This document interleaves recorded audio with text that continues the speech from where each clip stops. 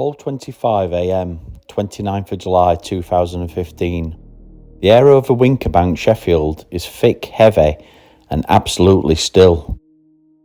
But out of nowhere, the silence of Bluebell Close is shattered by the screaming sirens of emergency vehicles.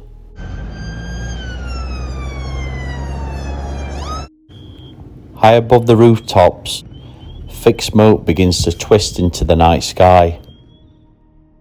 A terraced flat is completely engulfed in flames.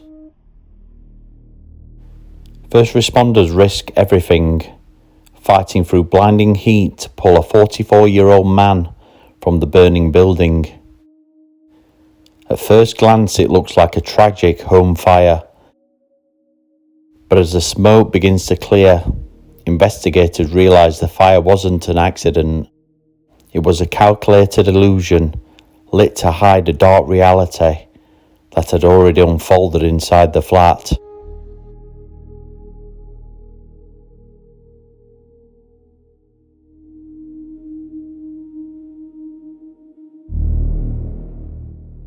The man pulled from that burning flat was Si Cooper. A 44-year-old Si was known to everyone in the neighbourhood as a deeply kind-hearted, respectable and gentle individual. He was soft-spoken and had a quiet, vulnerable nature about him that made people naturally want to look out for him. Si didn't live a flashy life. He found happiness in simple, everyday routines, enjoying his home on Bluebell Close and keeping close ties to his family. He was a man who actively avoided conflict. Tragically, it was his accommodating, trusting nature that allowed a highly volatile, unstable situation to develop inside his space. A sequence of events that would ultimately ensure Si was taken from this world far too soon. The timeline leading up to that fateful night is a story of rapidly escalating domestic tension. Weeks before the incident, serious friction began building inside the flat between Si and a young man named Paul Cain. On the afternoon of the 28th of July, Cain went about a normal routine, mowing his aunt's lawn on the estate and drinking brandy and vodka coke mixers. But by late evening, the underlying argument reached a boiling point. The final confirmed sightings of Si alive put him inside his home during the late evening hours. As midnight passed, the dispute turned physical. Isolated inside the flat, Si had nowhere to run. At exactly 12:25 a.m. on the 29th of July, emergency crews forced their way through the blistering heat and smoke. They found Si Cooper's body and rushed him outside, but the physical damage was too severe. He was pronounced dead right there at the scene. As South Yorkshire Fire and Rescue worked hard to tackle the blaze, the physical landscape of the crime scene was heavily compromised by intense heat and soot. However, when the medical examiner conducted the post-mortem, the initial theories of an accidental fire were instantly shattered. The report delivered a cold reality. Si had passed away under highly suspicious circumstances before the first match was ever struck.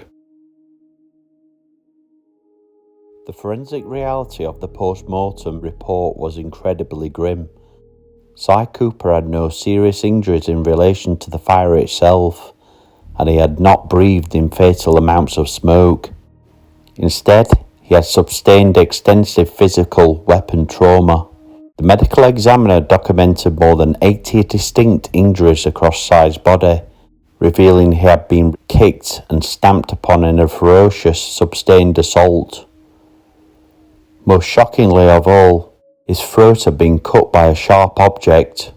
The post-mortem examination found a 10 centimetre laceration where somebody had slashed his neck. The definitive cause of death was the sheer volume of severe internal and external injuries. Furthermore, forensic teams investigating the origin of the fire discovered clear evidence of accelerants. This wasn't a structural failure. It was a deliberate act of arson designed to incinerate the physical evidence and erase all crime scene tracking. South Yorkshire Police immediately launched a massive murder inquiry, establishing a strict police scene hub. Detectives from the major incident team flooded Wincobank, conducting intensive door-to-door canvass efforts and questioning anyone who heard the midnight disturbance. In the chaotic early hours of the investigation, police cast a wide net, arresting local individuals, 4 men and a woman, on suspicion of murder. However, as alibis were checked and timelines verified, those early cases collapsed. 4 were released without charge. Detectives locked their sights entirely on 23-year-old Paul Cain, formally charging him with murder on Friday, 31st of July. To understand how a petty household argument turned into a horrific crime, you have to look directly at the monster who started it. Not just for what he took that night, but for the absolute devastation he left on Si's family. His name was Paul Anthony Noel Cain. He had no fixed address and spent his time drifting between different relatives' houses around the Wincobank estate. He was known to drink heavily and use substances on a regular basis, living with a short fuse and a completely unpredictable temper. The dark side of this creature was how normal he could act right before snapping. On the afternoon of 28th of July 2015, he was doing completely ordinary things, mowing his aunt's lawn and visiting his cousin. But later that night, behind closed doors, he drank a massive heavy mixture of spirits. The substances completely wiped out his impulse control and let his aggressive side take over. What happened next inside number 9 is a classic case of a coward looking for a defenceless target. This offender wasn't actually mad at Si Cooper over a personal grudge. He was furious about the toxic living arrangement. Si had kindly allowed his own nephew to stay with him, but the nephew had brought his dogs into the small property, causing an intense, overwhelming bad smell that caused massive friction on the estate. The attacker, who was staying with relatives nearby, let this neighbourhood dispute rot his mind. But instead of talking with the actual source of the problem, the nephew, he took all his anger out on Si. He chose Si because the 44-year-old was gentle, vulnerable, and wouldn't fight back. Cain used his entire body weight to strike, punch, and stamp on Si, inflicting more than 80 separate internal and external injuries. Then came the most cold-blooded shift of all. While Si lay incapacitated in the hallway and passing away under suspicious circumstances on the floor, the offender didn't panic. He actively found a sharp object and caused severe physical weapon trauma to Si's neck, making a deliberate choice to make sure there was no witness left alive to point him out. His own aunt and cousin walked in and caught him red-handed, standing over Si's body. They ran back next door and Cain followed them back into their house. With Si's blood on his t-shirt, Cain threatened them to keep their mouths shut, to knock grass on him. Knowing he had been seen, the criminal went right back to number 9 with accelerants and set the flat on fire. He did this for one reason: to burn the truth and destroy the crime scene.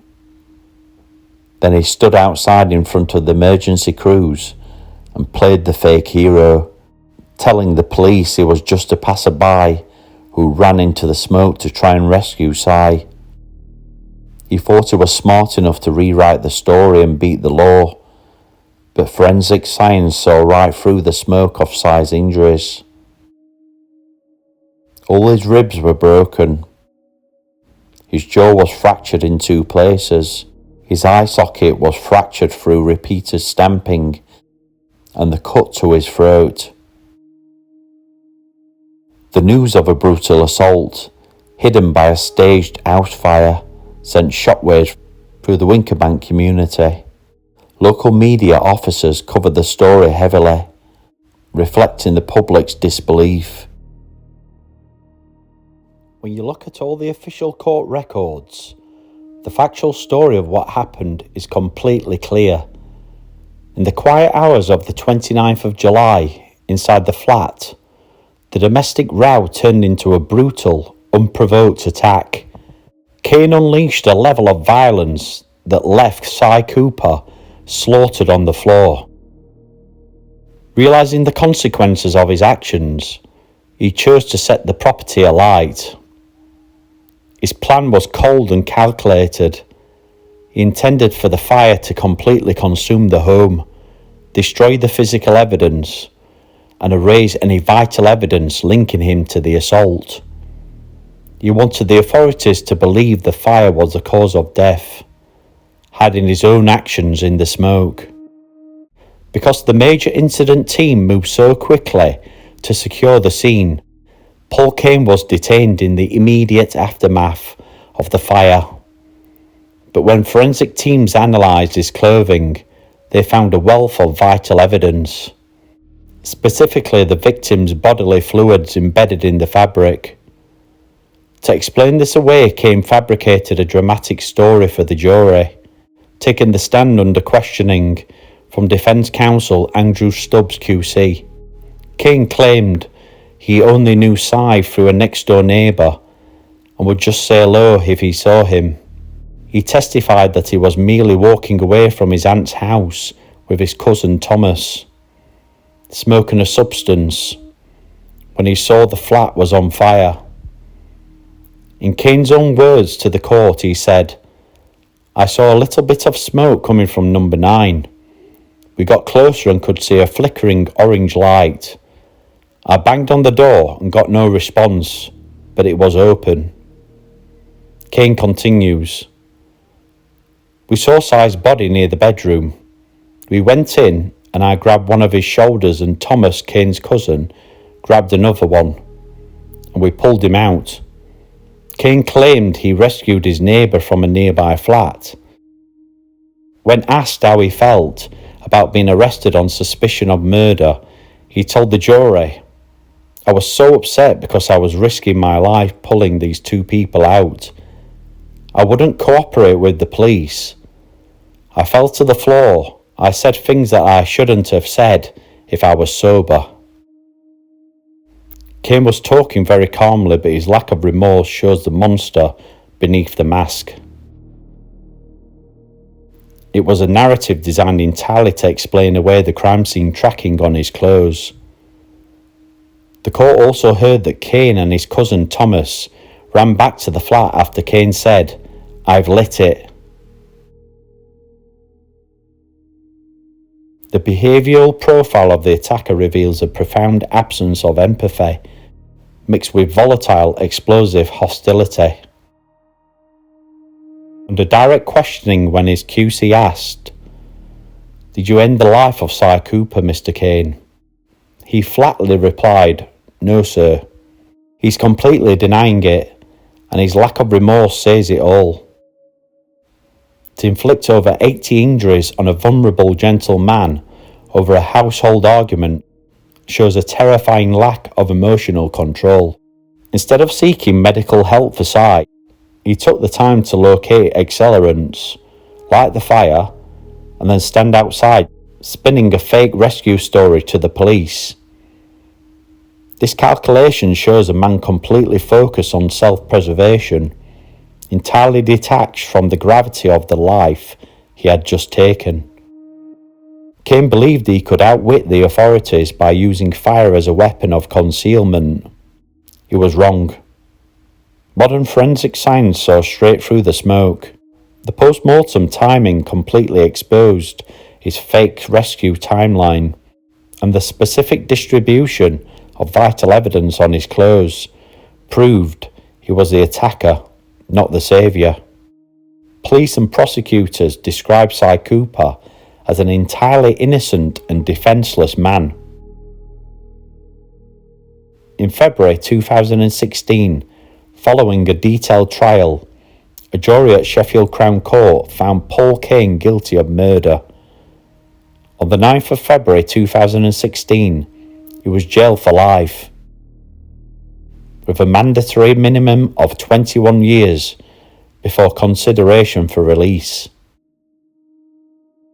Detective Chief Inspector Dave Stopford, the senior investigating officer who led the murder investigation, said, "This is truly a devastating case, and my thoughts go out to Mr. Cooper's family and friends, as Cain has caused needless pain and heartache for them. I can only hope the sentencing today offers them some comfort that justice has been served."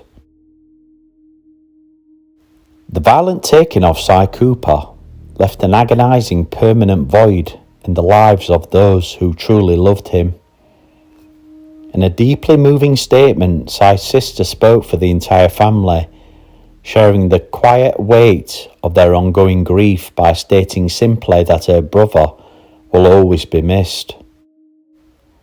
Cy was a gentle, harmless man who deserved safety, but his life was taken under suspicious circumstances. The case serves as a dark reminder of how a domestic dispute can explode into a horrific act of violence before a fire was staged to cover the tracks, and the lengths a perpetrator will go to use fire to incinerate the truth. But forensic science saw through the smoke, ensuring that a cold, calculated cover-up could not outwit the law. Paul Cain will spend decades behind bars. In the end, Cy Cooper's life was defined by his kindness, not the violence that took him, proving that even in the darkest hours, the truth can never be burned away. Thanks for listening to Cy Cooper's story. If you would like to support the channel, please feel free to subscribe. It's totally free, and I will speak to you on the next case.